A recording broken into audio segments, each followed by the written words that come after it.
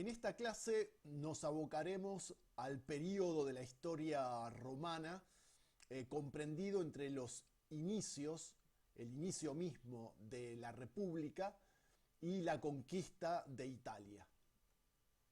Recordemos que en el año 509 antes de Cristo, un grupo de aristócratas expulsó al rey Tarquino II, el soberbio, rey de Roma, poniendo fin a la monarquía y reemplazándola por una magistratura colegiada en la que dos hombres compartían el poder, los cónsules.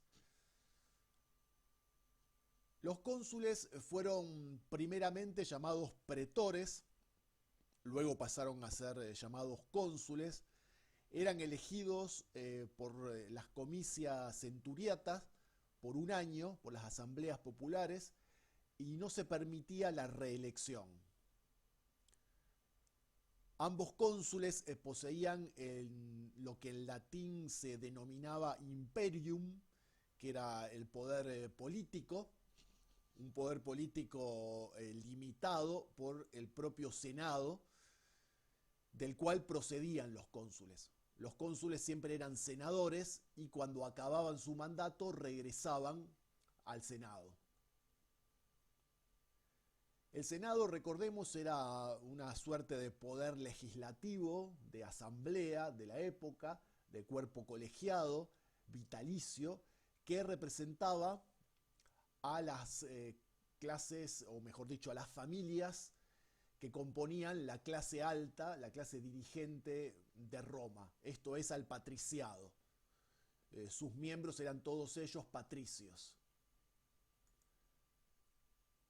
Por otra parte, el Senado era la encarnación viviente, podríamos decir, de la tradición romana y el depositario de la sabiduría y de la experiencia política, o al menos así se lo consideraba socialmente. Constituía el cuerpo gobernante principal de Roma y sus magistrados, que provenían del propio Senado, que eran elegidos por sus colegas senadores, no resultaban más que meros ejecutores, en definitiva, del gobierno, del poder político, de la voluntad política del Senado, del propio Senado. Los cónsules detentaban un poder limitado que solamente se ampliaba y se tornaba lo contrario, totalmente ilimitado en situaciones excepcionales cuando el Senado dictaminaba por votación que el cónsul asumiera la llamada dictadura. El dictator, que nosotros utilizamos la palabra dictador proveniente de ese vocablo latino, era el cónsul que asumía todo el poder político de manera absoluta durante 6 meses y como resultado de la votación y la decisión del propio Senado que podía revestirlo de ese poder dictatorial temporal o quitárselo. Estaba reservada la dictadura para situaciones de crisis, momentos excepcionales en que se precisaba de una autoridad reconcentrada y firme para poder gestionar una situación única y excesivamente complicada. Pero lo normal era que los cónsules gobernasen de manera limitada y controlada por este cuerpo legislativo que era el Senado romano. Entre los diversos magistrados de rango menor figuraban los llamados cuestores, quienes ayudaban a los cónsules y eran elegidos por votación popular, o fueron elegidos por votación popular, desde el año 447 a.C. También estaban los censores, elegidos desde el 443, que ejercían en intervalos de 4 a 5 años, mejor dicho, eran elegidos cada 4 o 5 años, o sea, debían pasar entre una elección y otra, una entre un mandato y otro de 4 a 5 años y ejercían su función de censor durante 18 meses. Su tarea principal consistía en realizar el censo de la comunidad, en fijar derechos y obligaciones de los ciudadanos. También tenemos un magistrado de carácter religioso, que era el Rex Sacrorum en latín, que podríamos traducir al español como rey de los sacrificios. Este era un oficial elegido para ocuparse exclusivamente de las funciones religiosas antes desempeñadas por el rey. Recordemos que el rey había ejercido un poder absoluto de carácter político y religioso a la par, como una manera de atomizar el poder y separar la autoridad política de la religiosa. Se creó este cargo, esta magistratura pura y exclusivamente religiosa y también supeditada a la elección de los ciudadanos romanos. El objetivo entonces, en este caso, del Rex Sacrorum, el rey de los sacrificios, no era otro que aislar y anular el poder sagrado que habían tenido los reyes y que los cónsules en este caso no detentaban. Los cónsules solamente ejercían un poder de tipo político y ya no religioso. El objetivo que se había trazado de repartir el poder político, religioso y estabilizar una sociedad signada por la violencia y por las turbulencias sociales y políticas, este objetivo no se alcanzó con la República. La historia política e institucional romana y social y económica siguió siendo sumamente tumultuosa y violenta por definición. El nuevo sistema republicano no consiguió una estabilidad política y social. Los 2 primeros siglos de la República fueron 2 siglos dominados por los conflictos entre los patricios, la clase dirigente, la élite de la sociedad romana, y los llamados plebeyos. Los patricios, según nos cuentan las fuentes históricas, eran los descendientes de los primeros senadores elegidos por el rey y fundador de Roma, Rómulo.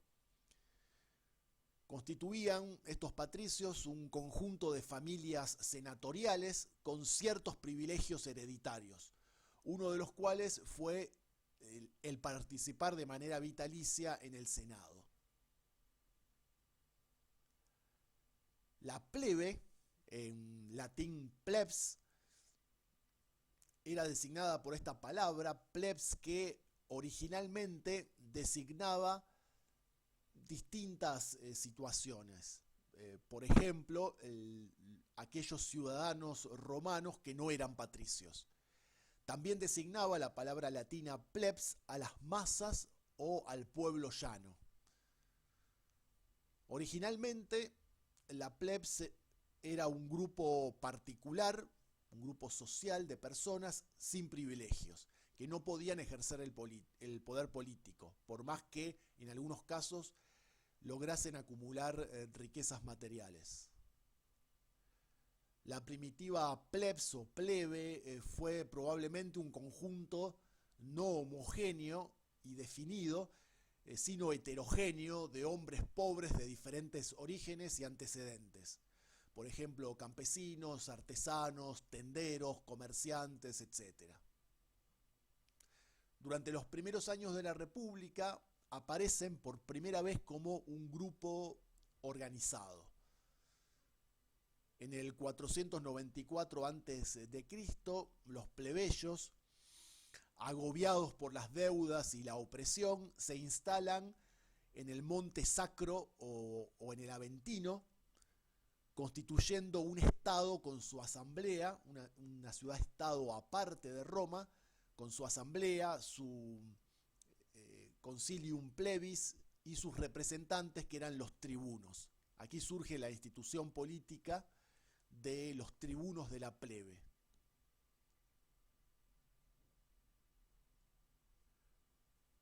Por su parte, los patricios constituían una minoría que lograba el control del Estado gracias a sus clientes. En la clase anterior hemos hablado de los clientes, de la institución de la clientela, que los clientes eran esas personas de rango social inferior que respondían a un jefe de familia prestigioso, denominado patrón, al cual rendían pleitesía. Había unas relaciones de tipo ceremonial, ritual. Los clientes estaban obligados todos los días a ir a saludar a su patrón, y lo apoyaban políticamente, económicamente. También obtenían favores de parte del patrón, y protección de todo tipo. Entonces los patricios, si bien eran minoritarios, lograban ese apoyo popular por medio de los clientes, que podían ser plebeyos a su vez, pero que recibían algún tipo de favores y de protección por parte de sus patrones patricios.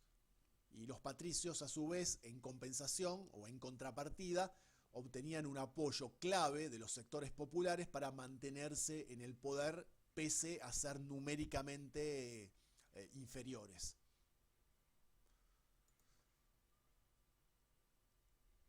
Los patricios reconocen gradualmente la legalidad de las instituciones plebeyas que se van conformando.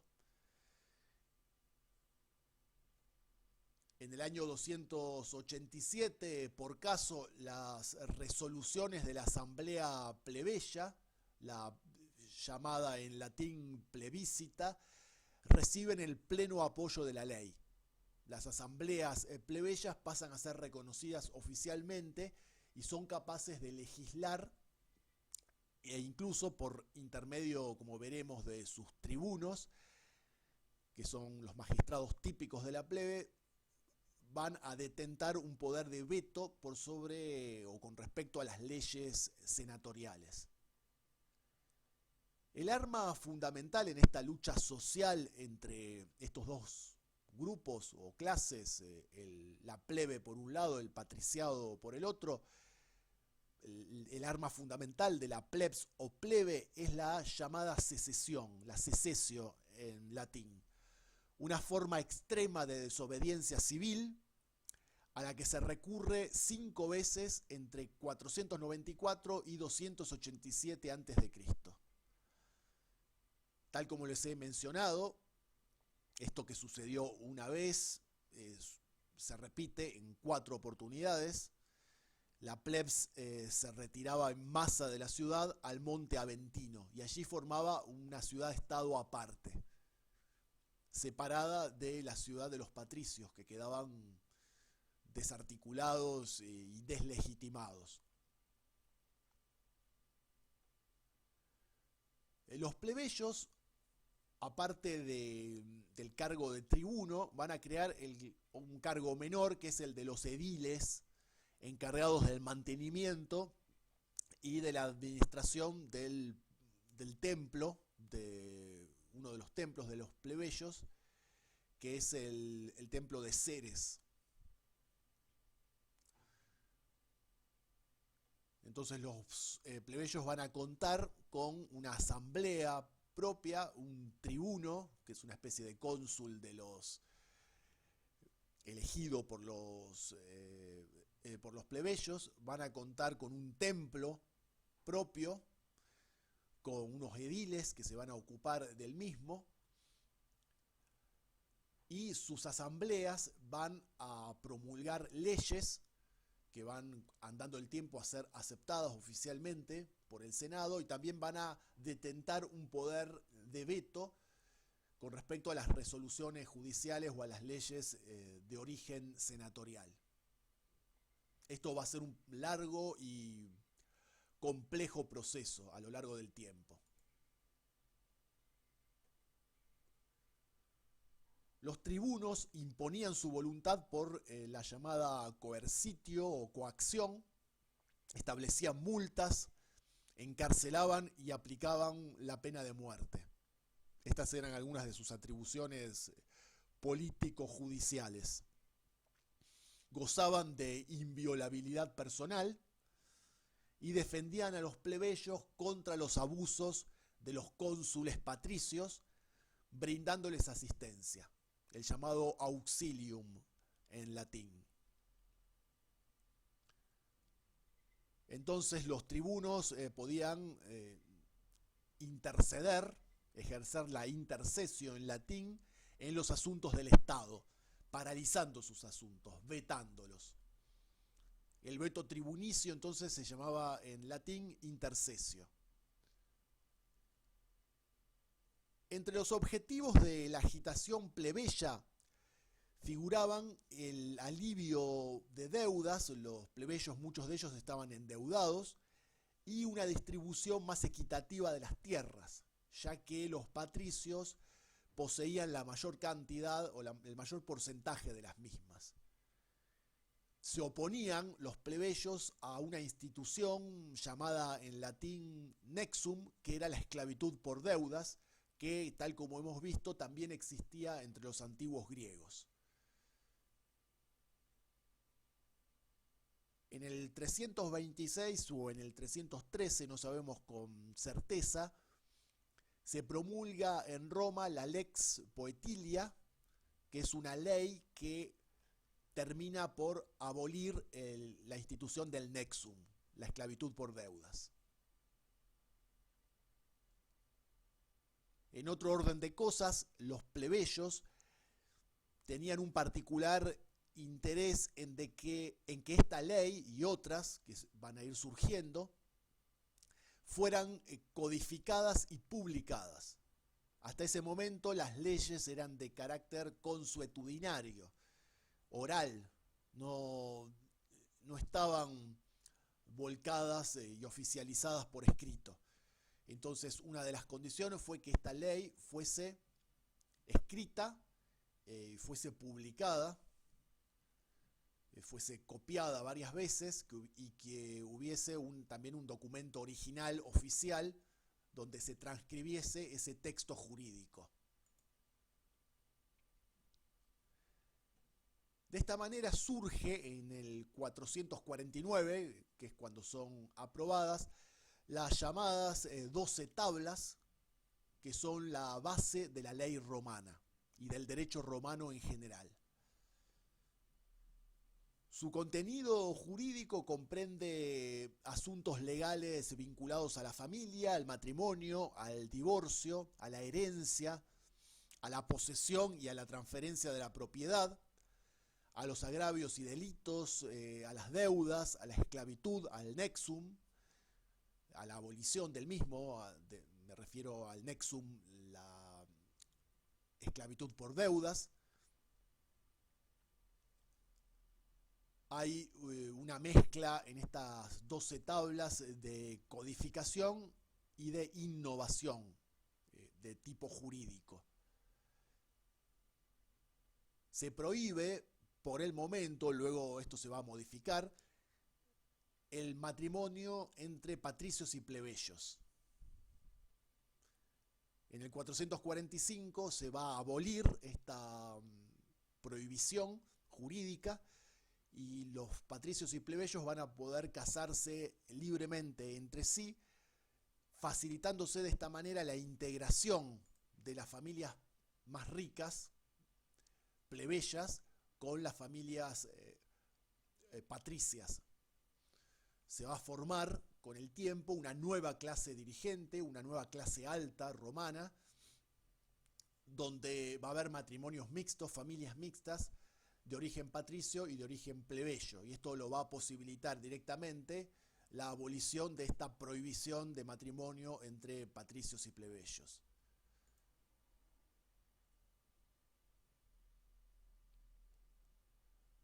Yendo ahora a otro tema, a lo que tiene que ver con las anexiones territoriales romanas, las conquistas de nuevas tierras. Durante la época de los primeros reyes, la ciudad de Roma no era propiamente una ciudad, sino más bien una aldea o asentamiento, cuyas relaciones exteriores se limitaban a guerras locales y pequeñas disputas con sus vecinos. Por ejemplo, las incursiones contra la vecina ciudad etrusca de Velles, que se hallaba cruzando el Tíber desde Roma, cruzando el río Tíber. Hacia el siglo VI a.C., la ciudad-estado de Roma extiende su dominio territorial sobre un área mayor, entablando relaciones con las ciudades de Etruria, esto es del norte de Italia, donde estaban estos pueblos etruscos de notable desarrollo material y cultural para la época. Se entablan relaciones entonces con el norte de Italia, con las avanzadas ciudades-estado de Etruria y con las ciudades griegas del sur de Italia, la llamada Magna Grecia. Recordemos que los griegos, desde épocas muy antiguas, dominaban territorialmente con sus respectivas ciudades-estado, con sus polis, todo el sur de la península italiana y la isla de Sicilia. Los reyes tarquinos habían mantenido, por su parte, relaciones diplomáticas y comerciales con la ciudad griega de Masilia, situada en el sur de lo que hoy es Francia, es la actual Marsella, y con la ciudad africana, norafricana de Cartago, que es una potencia naval y comercial en el mar Mediterráneo, de la que nos ocuparemos en la próxima clase.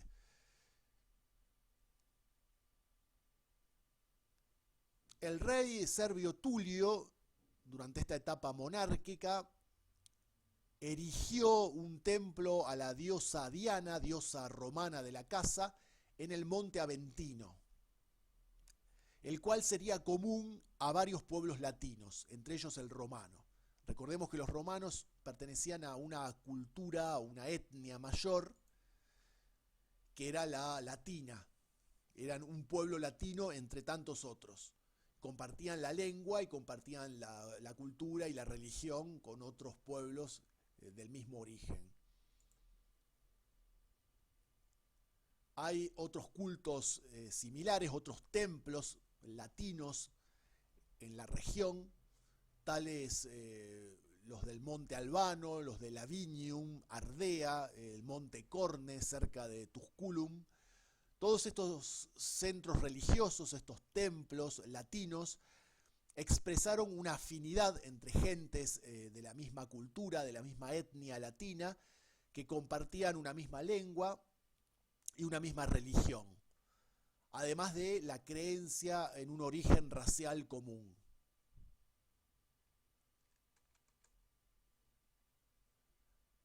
Bajo el reinado de Servio Tulio, Roma se convierte en el principal poder militar de la región italiana del Lacio, de la cual formaba parte. El sucesor del rey Servio Tulio, que es Tarquino II el Soberbio, el último de los reyes, consigue la hegemonía regional romana, derrotando militarmente a otros pueblos latinos. Tras esta derrota se conforma una liga de pueblos latinos encabezada por los romanos.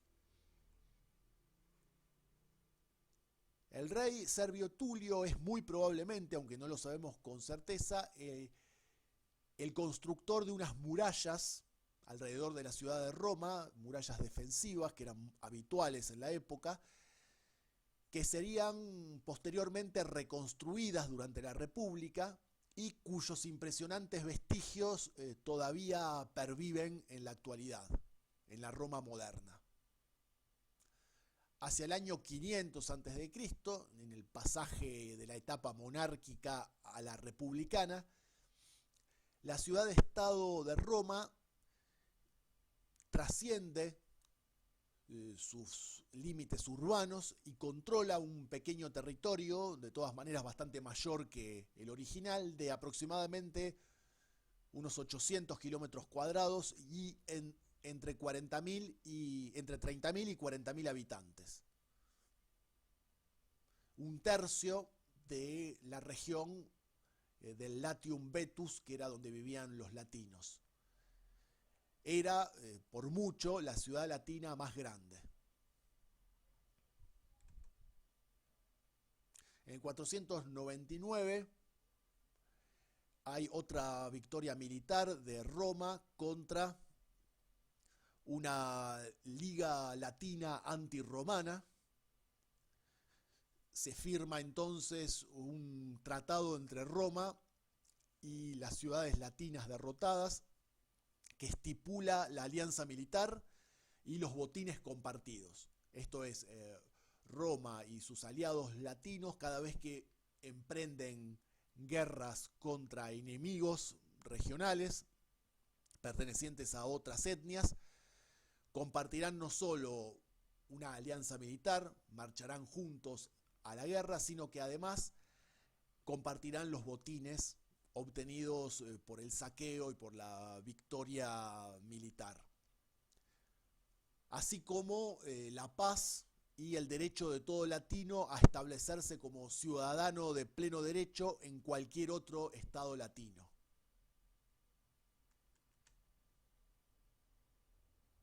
Esta nueva Liga Latina dominada por Roma entrará muy pronto en acción militar ante la presión ejercida sobre el Lacio, sobre la región del Lacio, por otros pueblos vecinos que eran los sabinos, los ecuos y los volscos. Las ciudades griegas y etruscas de la Campania, de la región de la Campania y de la Magna Grecia, se ven también amenazadas por estos pueblos a principios del siglo V a.C. Durante las décadas de 490 y 480, los volscos amenazan seriamente Roma y se acercan considerablemente a ella. A 15 kilómetros de Roma, por otra parte, está la ciudad etrusca, como ya hemos mencionado, la ciudad etrusca de Velles, sobre la orilla derecha del río Tíber, en dirección a la costa. Es, entre todas las ciudades y pueblos enemigos de Roma, es la principal.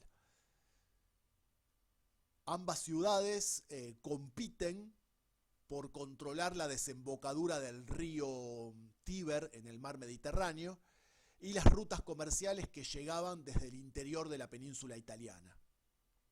Es por ello que durante el siglo V a.C. estallan, se producen una serie de guerras entre Velles y Roma. Entre el 405 y el 396 se produce el sitio y la destrucción de la ciudad de Velles por los romanos y su territorio es anexionado. De esta manera, Roma dobla su superficie.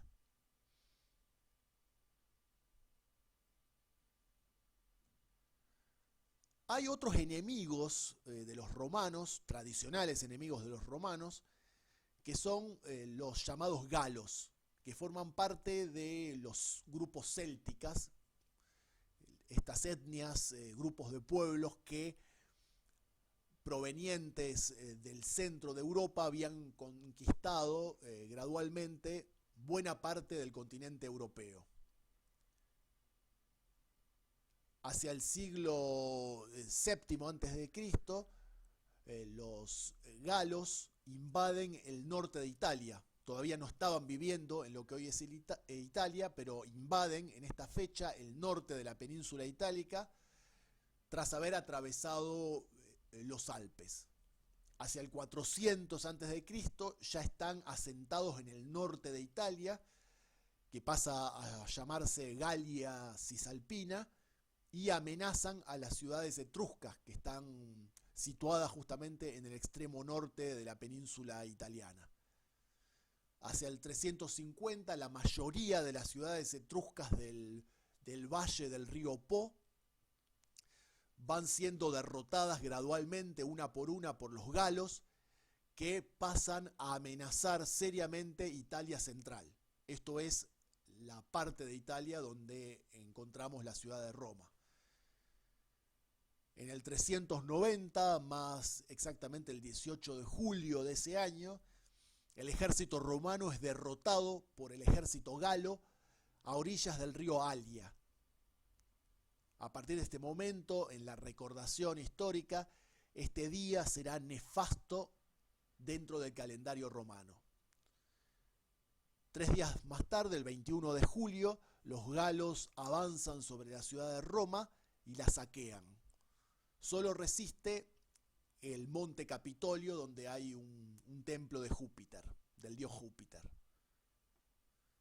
Según la leyenda, cuando los galos intentan atacar este templo, los gansos sagrados que formaban parte o que vivían en el templo de Júpiter sobre el monte Capitolino o el monte del Capitolio, empiezan a graznar y de esta manera advierten la llegada de los invasores galos y estos son rechazados.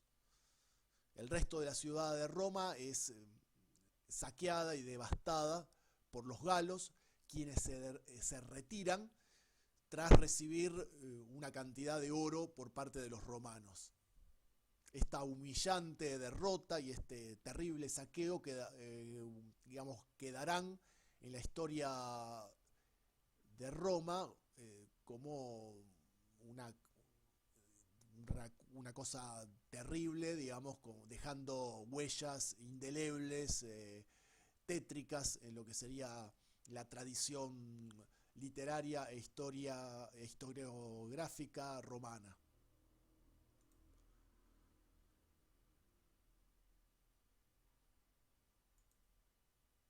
Probablemente la destrucción y el saqueo de los galos haya sido más bien superficial, puesto que no se encontraron posteriormente suficientes restos arqueológicos que así lo acrediten. El periodo posterior al saqueo galo se presenta como oscuro para historiadores y arqueólogos. Lo que sí sabemos es que hacia el año 358 Roma recupera su posición de preeminencia y reanuda su alianza con otros pueblos latinos y hérnicos. En el 354 se celebra un tratado con otro pueblo que estaba al sur de Roma, los samnitas, de habla osca, pueblos itálicos, un pueblo itálico, que presidía a su vez una importante confederación de pueblos al sur de los Apeninos. Este tratado va a durar poco, un tratado de paz y cooperación recíproca entre samnitas y romanos. Se quebrantará rápidamente y se sucederán una serie de guerras, las llamadas guerras samnitas, entre romanos y samnitas, que se saldarán con algunas victorias samnitas al principio y con las posteriores y definitivas victorias romanas que le permitirán a esta ciudad-estado de Roma avanzar hacia el sur y anexionarse nuevos territorios. Al hacerlo, los romanos comienzan una política que luego se extenderá por toda Italia y posteriormente por todo el Mediterráneo, que consistirá en la fundación de colonias y en la anexión de territorios, respetando al mismo tiempo otras comunidades que quedan independientes pero aliadas de Roma. Los latinos permanecen mayormente como aliados de los romanos, salvo excepciones, y a diferencia de los restantes pueblos itálicos, como podían ser los volscos, los campanos o los propios samnitas, que fueron incorporados al Estado romano como ciudadanos de segunda categoría y como aliados de la ciudad de Roma. Roma conserva así su condición de ciudad-estado y sus instituciones tradicionales, ya que la ciudadanía plena no se extiende a todos. Continúan en estos años los disturbios sociales, ocasionados sobre todo por el endeudamiento de los plebeyos con los patricios. En el 378 los desórdenes sociales alcanzan su clímax. En el 370 reina una anarquía tan extendida que ni siquiera se eligen magistrados. Van promulgándose nuevas leyes que, para intentar combatir este desorden, atenúan las deudas, combaten el interés usurario y prohíben el nexum, la esclavitud por deudas. La miseria, por otra parte, se atenúa con la conquista de nuevos territorios y su reparto en lotes entre los ciudadanos pobres romanos, muchos de los cuales combaten en las guerras y reciben a cambio estas tierras conquistadas a los pueblos vencidos. Entonces, de esta manera se alivia la miseria de la ciudad de Roma, los pobres la abandonan y pasan a ocupar nuevas tierras en las zonas conquistadas militarmente.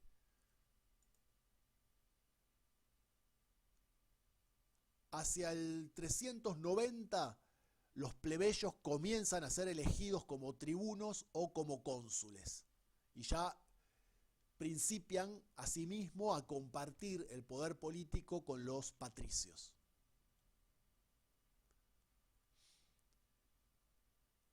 En el 287 se establece la igualdad jurídica entre plebeyos y patricios, los cuales pueden desempeñar ahora exactamente los mismos cargos. Las decisiones de las asambleas plebeyas van a adoptar fuerza de ley. Nace entonces, como les había anticipado hace unos minutos, una nueva aristocracia compuesta no solo por patricios, sino también por plebeyos. Y los plebeyos se incorporan al Senado.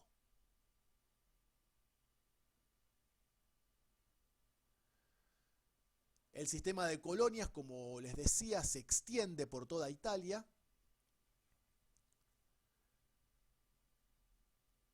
Las colonias consisten básicamente en ciudades que se fundan sobre la base romana, si son nuevos municipios romanos donde viven romanos, latinos. Posteriormente también va a haber pueblos que no sean de lengua latina y que también adopten la forma de municipios romanos, pero esto lo veremos más adelante. Por el momento en Italia son los romanos y los latinos los que conforman estas colonias, donde se ejerce una ciudadanía de segundo grado que no es exactamente la misma, con los mismos derechos que quienes residen, que los ciudadanos que residen en Roma, pero implica un grado intermedio entre lo que serían los pueblos conquistados, que pasan a ser ya sea esclavos en algunos casos, esclavos como parte del botín de guerra, pero mayormente la gente conserva su libertad y se convierte en aliados estos pueblos de los romanos, y conviven pacíficamente, pagan sus impuestos, tienen ciertos derechos, pero no ejercen de ninguna manera la ciudadanía. Un grado intermedio de ciudadanía es la ejercida entonces en las colonias latinas, en las ciudades latinas fundadas fuera de Roma en los territorios anexionados. Y nuevamente, lo digo para que quede claro porque es algo importante, la ciudadanía romana plena solamente se ejercerá por los ciudadanos romanos residentes en Roma. Y de esta manera la condición de ciudad-estado de Roma con sus respectivas instituciones y cargos se mantendrá. En el 312 se inicia la construcción de la vía Apia entre las ciudades de Roma y Capua, distantes unos 150 kilómetros entre sí. Las vías romanas van a ser las rutas típicamente romanas, rutas de empedrado, muy bien realizadas técnicamente, muy sólidas, muchas de las cuales todavía existen en la actualidad, y que van a ir conectando las ciudades y las colonias romanas en los territorios de este imperio naciente. También van a servir no solo como vía de comunicación y de comercio entre las urbes de lengua latina y las otras urbes donde no se habla latín, pero que pasan a ser parte de los dominios territoriales de Roma. Estos centros urbanos se van a poder conectar entre sí por medio del comercio, por medio del transporte a pie o a caballo a lo largo de estas rutas, de estas vías, pero también van a servir para que los ejércitos romanos se trasladen más rápidamente. En el 306 se inaugura la Vía Valeria, que conectará Roma con el mar Adriático a través de los Apeninos, a través de esta cordillera montañosa. En el 290 se suscribe el tratado definitivo con los derrotados samnitas, quienes pierden tierras y autonomía y se convierten en aliados de los romanos, trazándose de esta manera una nueva frontera. Más tarde se producen nuevas victorias contra los galos, contra los etruscos y contra los umbros, estos pueblos que intentan vanamente contener el avance irresistible de los romanos. De esta forma, Roma pasa a dominar el centro de la península hasta el mar Adriático. A principios del siglo III, las ciudades del sur de Italia, esto es las polis griegas de la Magna Grecia, entran en decadencia, empiezan a sentirse amenazadas por los romanos y le piden ayuda para combatirlos a otros pueblos. Tal es el caso de la ciudad griega de Tarento, la cual, alarmada por la amenaza romana, le pide ayuda al rey Pirro de Epiro, un rey griego. Este se traslada con sus tropas a la península itálica, ayuda a los tarentinos contra los romanos, derrota a estos en sucesivas batallas, pero las pérdidas militares que sufre esta coalición militar entre los griegos de Tarento y los griegos de Epiro son tan grandes, son tan considerables que no les sirve de nada esta guerra en la cual los romanos son derrotados. Y de aquí viene la expresión victoria pírrica, por estas victorias inútiles del rey Pirro de Epiro, quien finalmente abandona la península italiana y regresa a Grecia virtualmente derrotado, pese a haber ganado más de una vez en el campo de batalla frente al ascendente poder romano. Tras la partida de Pirro, los romanos derrotan y conquistan Tarento en el año 272 a.C. Las guerras de conquista romana constituían masacres a gran escala, con confiscación de tierras y una esclavización masiva de los derrotados, pero no total de los mismos. Solo una parte de ellos, los que caían en el campo de batalla, por lo general, se convertían en botín de guerra y por ende en esclavos que eran vendidos dentro y fuera de Roma. Tal es el caso de la Tercera Guerra Samnita, donde 60.000 personas, 60.000 samnitas derrotados, se convierten en esclavos. Pero el tratamiento final a la mayoría de los enemigos, los que no eran esclavizados, fue por lo general tolerante y beneficioso para ambas partes.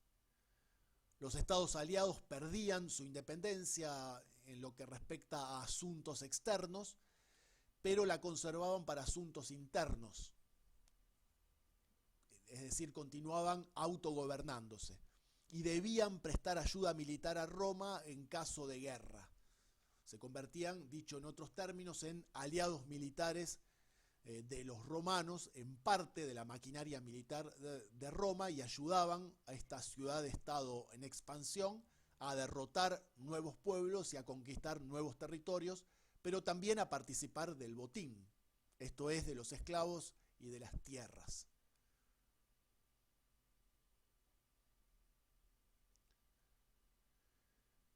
Esta semiciudadanía, esta ciudadanía de segunda categoría que les he mencionado, de los latinos sobre todo, con el correr de los años se va a transformar fuera de Roma en una ciudadanía de pleno derecho. Este es un dato importante porque de esta forma Roma va a ir perdiendo gradualmente su condición de ciudad-estado y se va a convertir virtualmente en un imperio con una extensión y una población mayores y con varias ciudades, y ya no solo como una sola ciudad-estado.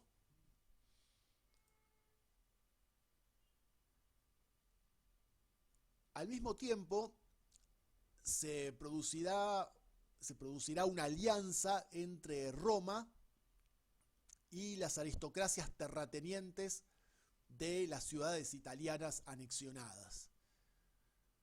Roma auxilia frecuentemente a los terratenientes cuando se producen alzamientos populares. Las consecuencias a largo plazo de las conquistas romanas traerán consigo una desaparición gradual de las diferencias étnicas, lingüísticas y culturales. La lengua latina se expandirá notablemente, incluso reemplazando por completo a las lenguas locales, y lo mismo sucederá con la forma de vida romana, que será adoptada no solo por los pueblos latinos, sino también por otros pueblos, que pasarán a hablar latín, a vestirse como romanos, a profesar la religión romana y gradualmente, con el tiempo, a adoptar las instituciones de gobierno municipal, provincial de los romanos e incluso a ejercer la ciudadanía de pleno derecho.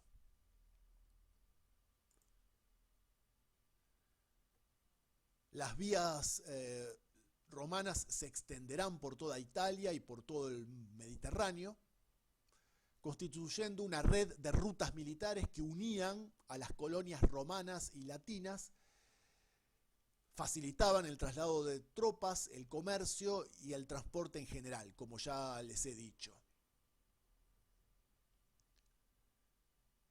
¿Qué sucedía mientras tanto con la sociedad romana en tiempos de estas guerras italianas?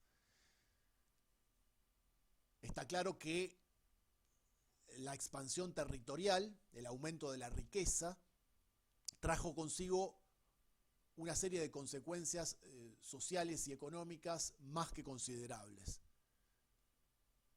La nobleza crecerá, la nobleza romana, será una clase dirigente con riqueza y poder basados en la propiedad de la tierra, tal como es usual en la historia antigua. Los magistrados surgen de la elección popular en asambleas en las que podían participar todos los ciudadanos. Obviamente que los ciudadanos eran solamente los hombres libres mayores de 18 años, y no todos los hombres libres del naciente imperio, sino solo una parte de ellos. Las asambleas eran convocadas por los magistrados para dirigirse al pueblo, para exhortarlo, para presentar propuestas, pero sin que hubiera derecho a debatir por parte de los integrantes, digamos, de los plebeyos, de los ciudadanos que acudían a la asamblea. No podían más que escuchar, aplaudir, en todo caso, manifestar su descontento, chiflando o gritando, pero no mucho más allá de eso. Digamos, no tenían derecho ni a debatir ni a corregir esas propuestas. No había propiamente libertad de expresión. Lo más antidemocrático era el sistema de votación por grupos. Las tribus locales fueron aumentando su número en Roma a medida que ésta adquiría nuevos territorios.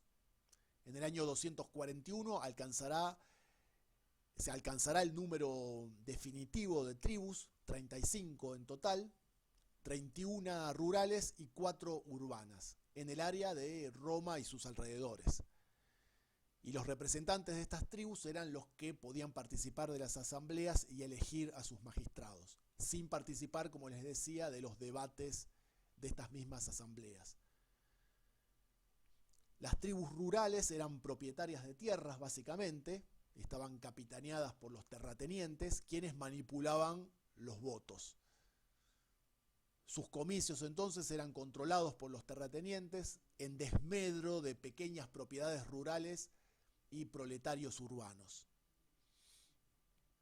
En el 406 tenemos una importante innovación, que es la aparición del llamado en latín stipendium de los soldados, estipendio. Es la primera vez que los soldados cobran un dinero por combatir. Es el primer paso hacia la profesionalización del ejército. Esto sucede durante el sitio de la ciudad etrusca de Velles, para compensar las pérdidas económicas de quienes no podían trabajar mientras combatían. Hasta ese momento, el servicio militar no había sido una obligación, sino una señal de prestigio y de privilegio. Y el derecho político del ciudadano se medía por su contribución al Estado, como ser por su posibilidad de comprarse las armas, de poder armarse y de poder mantenerse durante la época de guerra. Si los soldados eran también ciudadanos y eran contribuyentes con cierto poder económico. Los proletarios, que constituían la mayoría de la población, no podían combatir en el ejército porque no tenían el dinero para sufragar sus propios gastos. El ejército era una especie de reserva para situaciones excepcionales, momentos en que Roma era atacada o debía atacar por algún motivo a otros pueblos, cuando había guerras, y en tiempos de paz se disolvía esta fuerza o estas fuerzas armadas, ya que no eran de carácter profesional, sino coyuntural, por decirlo de alguna manera.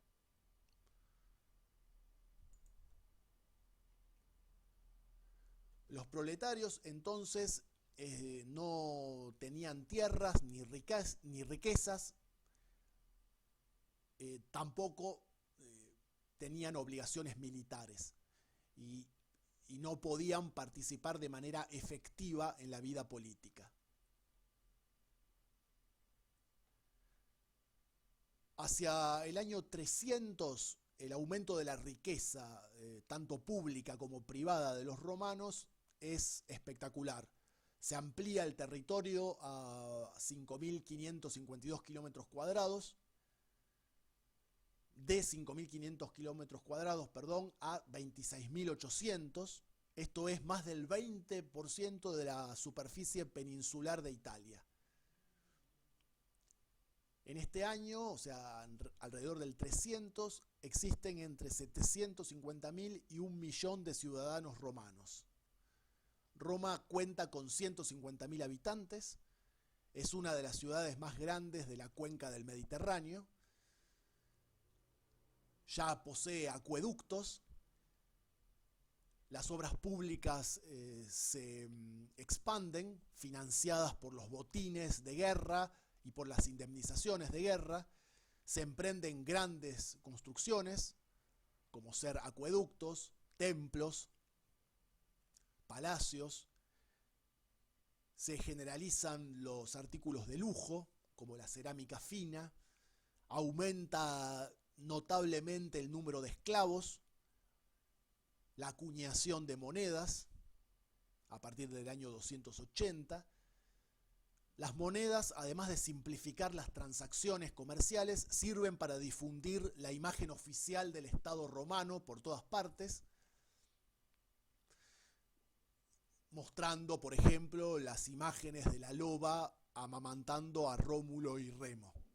Es decir, que es una manera de no solo consolidar y facilitar las transacciones comerciales, sino también una manera de mostrar la imagen del poder público de los romanos, difundir la misma.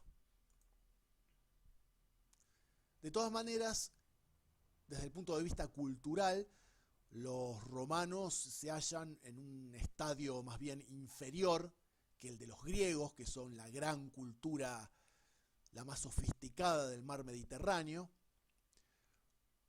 por lo que el helenismo, el culto por la lengua y la cultura griegas, se difunde enormemente entre los romanos, sobre todo entre los romanos ricos.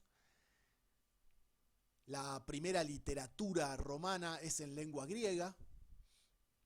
Posteriormente, muy posteriormente, se va a empezar a escribir en latín, pero los nombres y los temas, sobre todo en lo que respecta al teatro, al primer teatro latino, van a seguir siendo griegos, llamativamente o sintomáticamente.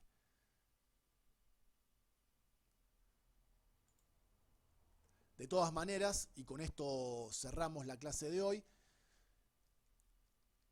los griegos, tanto en el sur de Italia como en el propio Mediterráneo oriental, en el centro neurálgico de su cultura, van a sentirse seriamente amenazados por este avance militar y económico de los romanos, y comenzarán a entablar relaciones diplomáticas con ellos.